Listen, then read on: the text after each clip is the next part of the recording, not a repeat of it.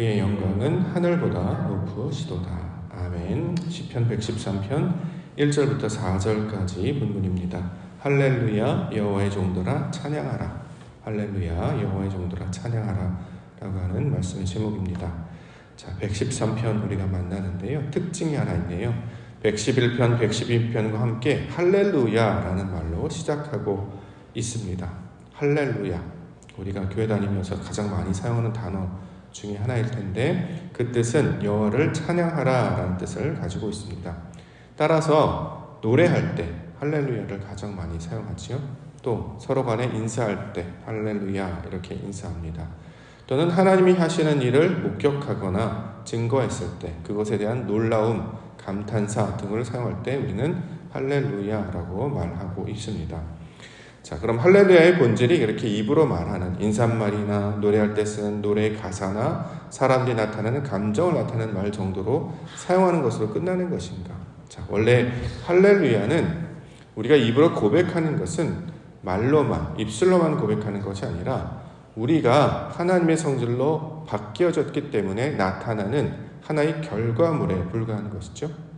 우리의 모습이, 우리의 형상이, 우리의 속사람이 하나님의 것으로 온전히 변화되게 되었습니다. 그렇기 때문에 나오는 고백이 할렐루야라는 고백이 된다라는 거죠. 자, 할렐루야라고 하는 말은 여호와를 찬양하라라는 말인데 그 본질적인 의미, 그 내용이 무엇인지 우리는 좀 더 깊게 살펴볼 필요가 있습니다. 할렐루야, 한마디로 하나님의 사람이 되는 것을 가리키고 있는 말이죠. 할렐루야. 할렐루야 이렇게 끝나는 게 아니라 우리가 하나님의 사람이 된다는 뜻이죠. 우리가 하나님의 사람이라는 뜻입니다. 성경에서는 스가랴, 예레미야, 히스기야, 야라는 이름을 가진 사람들이 많이 등장합니다. 자, 그렇게 이름을 지은 것은 호칭으로만 사용하려고 하는 것이 아니라 각각이 가지고 있는 의미와 똑같은 말이 있기 때문에 하나님의 사람이 되는 것, 자, 그와 같은 목적과 그와 같은 존재와 그와 같은 속성으로 바뀌었을 때 하나님과 같은 사람, 그래서 누구누구야, 뭐뭐야 이렇게 부르는 것이죠. 그러면 할렐루야라는 것도 같은 개념으로 우리가 이해할 수 있을 것입니다. 할렐루, 하나님께서 호흡을 우리 가운데 가르쳐 주세요. 그래서 그것을 가지고 배우는 것, 깨닫는 것, 마태복음에 따르면 제자가 되는 것, 이렇게 이제 가르치고 있는 말이죠.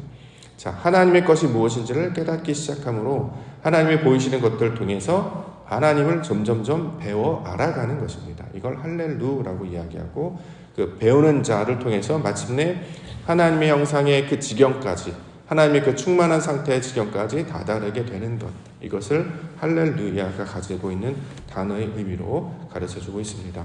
자, 하나님의 것들을 우리가 잘 보고 배워서 그의 생각과 그의 뜻과 그의 호흡으로 우리가 살아냄을 통하여 하나님을 배움으로 하나님의 사람이 되는 것을 할렐루야라고 말한다면 이와 똑같은 단어가 여호와의 종들이라는 단어입니다.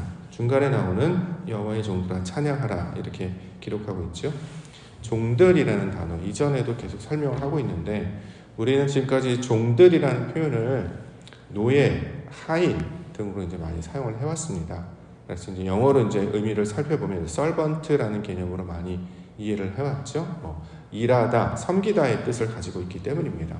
그런데 본래적인 의미, 이 종이라고 하는 단어로 번역된 단어가 가지고 있는 본래적인 의미는 그 아담이 에덴에서 땅을 경작하다라고 할 때 썼던 그 경작하다라는 단어에서 온 것이기 때문에 여기서 뭐 땅을 경작한 자, 다시 말해서 서번트라는 개념이라기보다는 같은 종류라는 뜻을 스피시스라는 뜻을 가진 의도로 사용하는 것이 이 종들이 가지고 있는 의미, 원래적인 의미에 더 가까운 말이 되고 있습니다.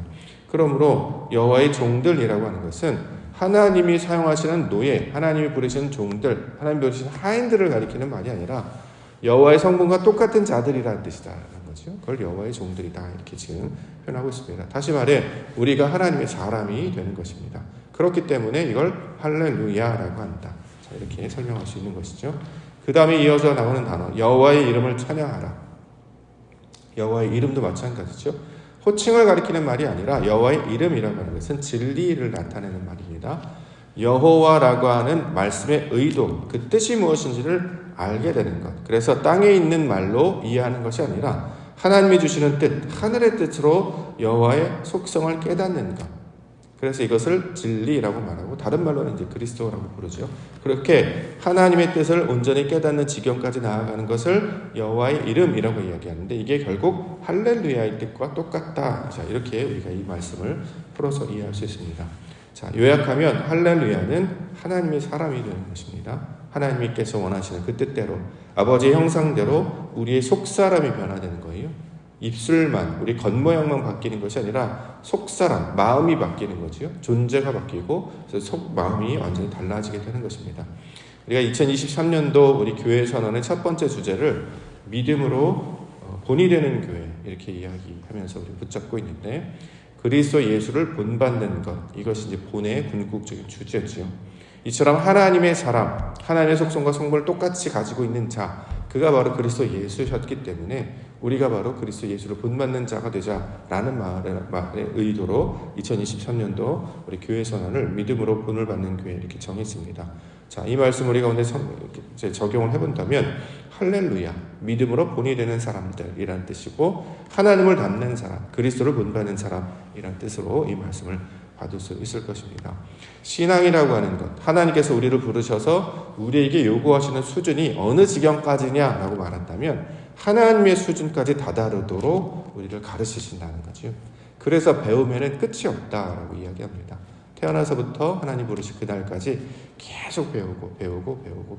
그래서 끊임없이 배워감을 통하여서 하나님의 그 뜻 가운데 나아가도록 그렇게 우리를 성장하고 성숙하는 모습으로 나아가게 될 때 이것이 하나님의 의도와 사역이 될 줄 믿습니다. 이 할렐루야를 입술로 고백하는 것뿐만 아니라 우리 속에 성질이 완전히 변하여서 그의 존재와 똑같은 것들로 우리가 변화되는 것들을 소망하며 기도 가운데 나아가시는 우리 믿음의 성도님들과 교회가 되기를 원합니다.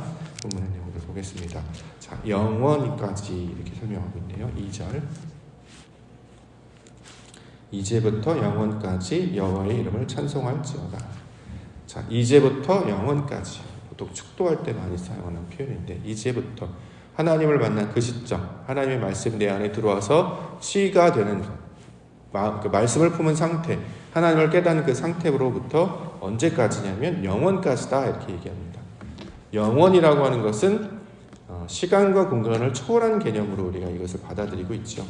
자, 끊임없이 everlasting, neverending 이런 개념이 아니라 끝도 없는 그런 상태가 아니라 하나님께서 주시는 시간과 공간을 초월하고 사람과 사건을 초월하는 개념, 이게 영원이라는 개념이잖아요. 그렇기 때문에 하나님을 만나면 어느 지경까지 우리가 성장하고 성숙해야 되느냐, 시간과 공간과 사람과 사건을 뛰어넘는 그 초월하는 그 수준에 다다르기까지를 여호와를 찬양하다 이렇게 이야기하고 있습니다. 예컨대 우리가 지금 시간이라고 하는 곳에 갇혀 있잖아요. 2023년이라는 시간을 만났습니다. 이 시간 안에서 벌어지는 일을 이 시간에서 어떻게 해결하라고 주시는 것이냐, 그게 아니라는 거죠. 2023년의 시간을 만났으나 영원의 그 지경까지 다다라야 될 것이고, 우리가 이제 옥토교회라는 장소 또는 가정이라는 장소를 만났다면 여기를 뛰어넘는 결국 하나님의 지경까지 다다르도록 우리의 생각과 마음이 확장되어야 할 것입니다. 사람과 사건도 마찬가지죠. 어떤 사람을 만나면 저 사람이 왜 나한테 저렇게 해? 왜 저 사람은 저렇게 할까? 거기에 머물러 있는 것이 아니라 그 이면에 감춰져 있는 하나님의 뜻에 다다르기까지 우리의 생각과 마음이 확장되어야 될 것이고, 마지막으로 사건, 어떤 일이 우리 가운데 일어나면 왜 나한테 이런 일이 일어나는 것인가? 하나님 나에게 무엇을 말하는 것인가? 거기에 갇혀서 그것 때문에 매여가지고 우리가 낙심하거나 원망하거나 좌절하는 것이 아니라 이 일을 통해서 하실 그 하나님의 뜻이 무엇인지를 찾고 구하고 깨닫는 지경까지 나아가는 것. 자, 이것이 이제부터 영원까지의 온전한 개념이 될 것입니다. 두 번째는 해돋는 데에서부터 해지는 데, 3절. 해돋는 데에서부터 해지는 데까지 여호와의 이름이 찬양받으시리로다. 해돋는 때, 동쪽이라고 말할 수 있고, 해지는 데, 서쪽이라고 말할 수 있죠. 자, 해가 돋는다, 이제 빛이 임하기 시작하는 그 순간을 가리키고 있는 말인데요. 보통 이것을 이제 동쪽이라는 개념으로도 많이 이야기합니다. 우리에게 새벽 예배 마치고 이제 나가시면 동쪽 방향으로 나가기 때문에 진짜 햇볕이 이렇게 쫙 들어오죠. 지금 겨울이라서 좀 시간이 좀 지나야 되는데, 제가 교회 문을 닫고 들어갈 때쯤 되면 이렇게 태양이 이렇게 착 떠오르는 모습이 보이게 됩니다. 빛이 들어오기 시작하면 동네가 좀 환하게 비춰지게 돼서 사물을 정확하게 이제 인지하게 되고 깨닫게 되는 거죠. 하나님의 영광이 나타나는 때를 가리키고 있는 말이죠. 이걸 다른 말로 동쪽이다 이렇게 이야기하기도 합니다. 빛이 비추어졌다는 그 순간부터 어디 지경까지 나가느냐, 하나님을 깨닫고 지각하는 그 때가 되면 어디로 나아가야 되냐면 말씀이 있는 곳으로 나아가야 된다라는 뜻입니다. 이게 해 뜨는 때부터 해 지는 데까지 말씀이 있는 곳, 이게 이제 해 지는 곳이라고 표현하기 때문에 보통 서쪽이라고 이제 이야기를 하죠. 그래서 우리 교회 그 강단 방향도 서쪽으로 되어 있고, 교회의 모양이 배 모양인데 방향도 서쪽으로 되어 있습니다. 이 건축하시는 분이 이걸 알아서 일부러 이렇게 만드셨는지 아니면 만들다 보니 이렇게 된 것인지 모르겠습니다만, 여하튼 그 방향 자체도 다 의도를 가지고 이 건축물이 이제 지어졌는 걸 보면 그 어떤 숨겨진 뜻을 찾아보면 되게 신기하고 놀라운 사실들을 깨닫게 됩니다. 우리가 이제 하나님을 알았습니다. 그럼 어떻게 나아가야 되느냐? 진리를 구하는, 하나님을 만나는 그 지경까지 나아가야 된다는 거죠. 자, 마당으로부터 어떤 예배가 시작됐다면 성소로 올라와야 될 것이고요. 성소 안에 있다면 듣는 것으로만 끝나는 것이 아니라 하나님의 영광을 보아야 되지 않겠습니까? 여호와의 영광을 증거하고 목격하는 증인의 모습으로 살아야 될 것인데, 그 지경까지를 할렐루야의 개념으로 설명하고 있는 것입니다. 그러므로 우리가 신앙할 때에 하나님께서 주시는 지식을 뛰어넘어 그 진리를 깨닫게 하옵소서. 하나님을 만나고 알고 아버지의 의도가 무엇인지를 알게 하여 주시옵소서. 그러면 이게 바로 하나님의 뜻이었구나를 깨닫게 되면 마음의 모든 문제들이 해결되고 이렇게 쫙 풀려가는 경험들을 하게 되고요. 놀랍게도 평안이 찾아오고 안식이 찾아오고 그 가운데 빛이 비치시고 그것을 우리 인도해 가시기 때문에 새로운 소망과 또 하나님의 나라를 구하는 마음들로 충만케 되는 경험을 하게 되는데, 이렇게 하나님을 만나게 하시는 것, 자, 그러한 존재로 우리를 부르고 있는 것입니다. 마지막으로는 여호와는 높으시다 이렇게 고백하고 있습니다. 4절, 여호와는 모든 나라보다 높으시며 그의 영광은 하늘보다 높으시도다. 자, 하나님의 존재와 상태가 높다라는 개념으로, 위치, 수준의 개념으로 우리가 오늘 말씀을 하고 있는데요. 자, 그 지경으로 우리가 나아가야 된다, 성장해야 된다, 하나님께서 원하시는 방향으로 우리가 성숙해야 된다라는 것을 가리키고 있는 말입니다. 높다, 높은 것의 대표적인 상징물이 뭘까요? 세상 사람들은 이제 탑을 세웠는데, 원래 이제 세상에서 보여진 높다라는 것은 산이죠, 산.